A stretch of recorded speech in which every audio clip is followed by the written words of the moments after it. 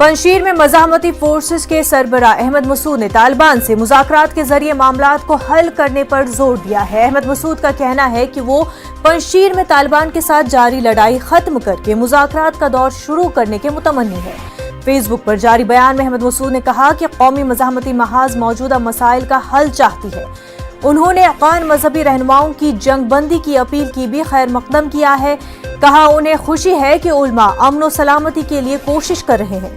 अहमद मसूद ने मजीद कहा कि अगर तालिबान पंजशीर और अंदाराब पर अपने हमले रोक दे तो मज़ाहमती फोर्सेस भी फौरी तौर पर जंग बंद कर देंगे।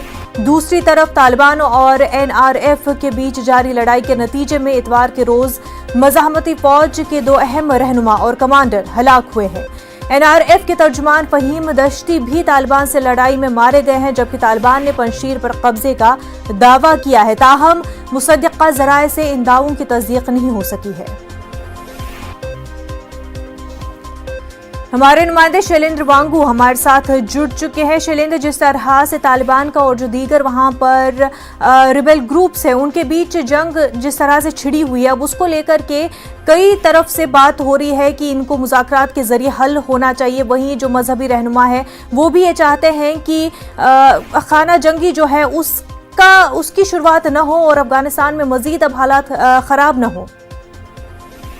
हाँ बिल्कुल, ये नेशनल रेजिस्टेंस फ्रंट की तरफ से ये स्टेटमेंट सामने आया था कल देर शाम, जहां पर टॉक्स का एक बार फिर से पेशकश की गई है, बातचीत के लिए पेशकश की गई और कहा गया कि अगर तालिबान की तरफ से इस तरह का जो अटैक हो रहा है पंजशीर पे अलग अलग इलाकों में, उसको अगर रोका जाता है तो रेजिस्टेंस फ्रंट के भी तरफ से रोका जाएगा इस तरह के जो रिटेलिएटरी वो कार्रवाई कर रहे हैं। लेकिन ऐसे में माना जा रहा है कि तालिबान की तरफ से इस पेशकश को ठुकरा दिया गया है और लगातार पंजशीर में कल बमबारी होती रही है। और अब दावा ये किया जा रहा है NRF की तरफ से कि पाकिस्तानी ड्रोन और स्मार्ट बॉम्ब्स के जरिए अटैक किया जा रहा है और इसमें NRF को काफी नुकसान भी हुआ है। कल NRF के कुछ कमांडर्स, करीब 3 कमांडर्स की कल इसमें अटैक में मौत हुई है। और ये भी खबरें हैं कि जो अमरुल्लाह सालेह हैं उनके घर पर भी अटैक हुआ है, बॉम्बिंग हुई है, हालांकि उसको घर पर नहीं थे। और वहीं फहीम दश्ती जो स्पोक्स पर्सन रहे हैं NRF के और अहमद मसूद के काफी करीबी रहे हैं, उनके पिता के भी काफी वो करीब रहे हैं, उनकी भी कल इसमें मौत हुई है। और ये बताया जा रहा है कि पाकिस्तानी ड्रोन ने उन पर स्मार्ट बॉम्ब के जरिए हमला किया जिसमें उनकी मौत हो गई है। और अब ये बताया जा रहा है NRF की तरफ से कि जो पाकिस्तानी ISI चीफ इस वक्त मौजूद हैं काबुल में और माना जा रहा है कि उनके देखरेख में ही इस तरह के ऑपरेशन चलाए जा रहे हैं और तालिबान की मदद पाकिस्तानी एयरफोर्स भी कर रही है। और एयरफोर्स पाकिस्तान की जो है वो इस इलाके में एक्टिव है और वो क्योंकि अभी तक उस इलाके में रेजिस्टेंस लगातार दिख रहा था पिछले कई दिनों से, लेकिन अब माना जा रहा है कि इस मौके पर NRF कमजोर दिखाई दे रही है। वहीं शैलेंद्र, अमेरिका ने भी इन हालात पर तशवीश का इजहार किया है और ये कहा है कि इस सिचुएशन अगर इसी तरह से बनी रही तो अफगानिस्तान में सिविल वॉर का खदशा हो सकता है और मजीद जो है हालात खराब हो सकते हैं। देखिए, अभी तक 15 अगस्त के बाद से अभी तक स्टेबिलिटी दिखाई नहीं दे रही है अफगानिस्तान में। हमने लगातार ये देखा कि पंजशीर से लगातार रेजिस्टेंस दिख रहा है और वहीं गवर्नमेंट फॉर्मेशन को लेके कोई क्लैरिटी नहीं है।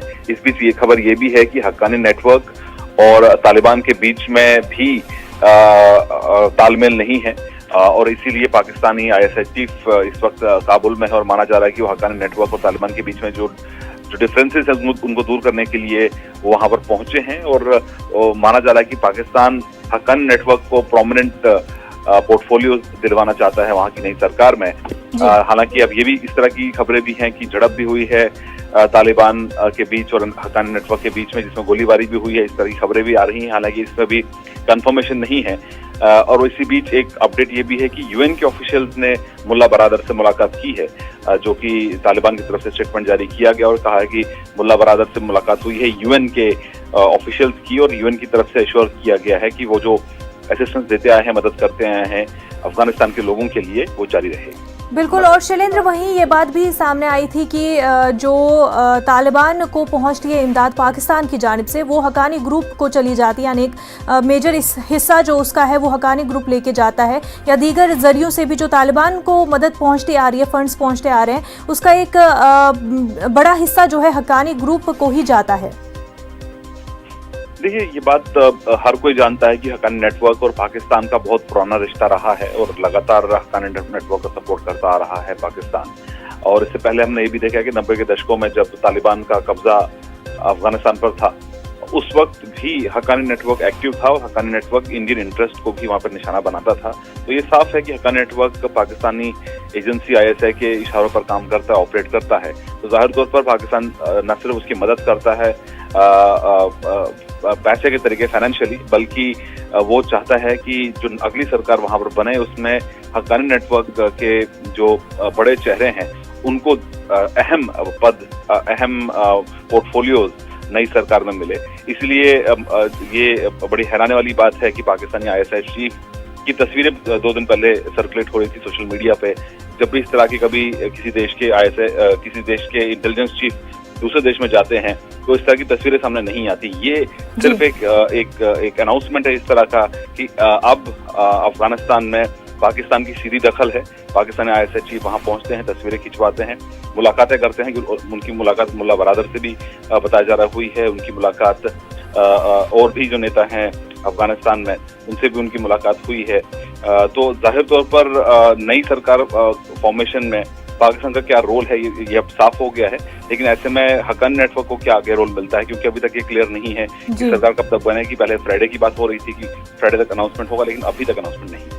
बिल्कुल, नई सरकार के हवाले से बातें जो जारी है, मुज़ाकरा तालिबान के अंदर भी जारी है। वहीं शैलेंद्र, जो एक बात शुरू से ही सामने आ रही है कि हैबतुल्लाह अख़ुंज़ादा सुप्रीम लीडर के तौर पर होंगे, लेकिन ये सुप्रीम लीडर क्या ख़ामनेई के तरह होंगे जो कंट्रोल करेंगे पूरी गवर्नमेंट को, या मुल्ला उमर के तर्ज पर हम देखेंगे जो सुप्रीम लीडर तो होंगे लेकिन जो फॉर्मेट होगी गवर्नमेंट उसमें ज़्यादा उनका दखल नहीं रहेगा?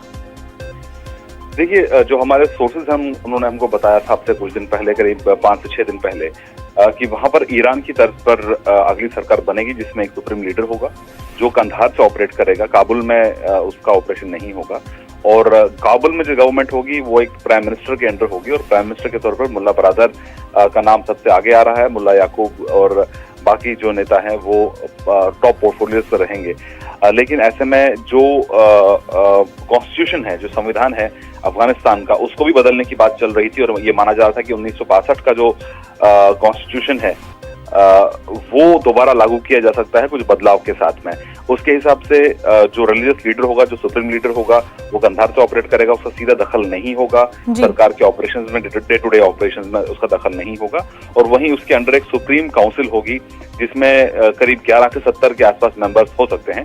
और वहीं जो काबुल से ऑपरेट करेगी सरकार, वो एक ऐसी सरकार होगी जिसमें प्राइम मिनिस्टर होगा और सभी जो मिनिस्ट्रीज हैं उसके अंडर ऑपरेट करेंगे। लेकिन इसी बीच एक बड़ी खबर ये भी है कि ईरान जो सबसे करीबी मुल्क है इस वक्त अफगानिस्तान में और वहां पर लगातार नजर बनाए हुए है, ईरान की तरफ से कल स्टेटमेंट सामने आ रहा है कि वहां पर इलेक्शंस होने चाहिए, वहां पर चुनाव होने चाहिए और इलेक्टेड गवर्नमेंट अफगानिस्तान में बनाई जानी चाहिए। बिल्कुल। शैलेंद्र वांगू, बेहद शुक्रिया आपका तमाम तर तफसीलात के लिए। कोरोना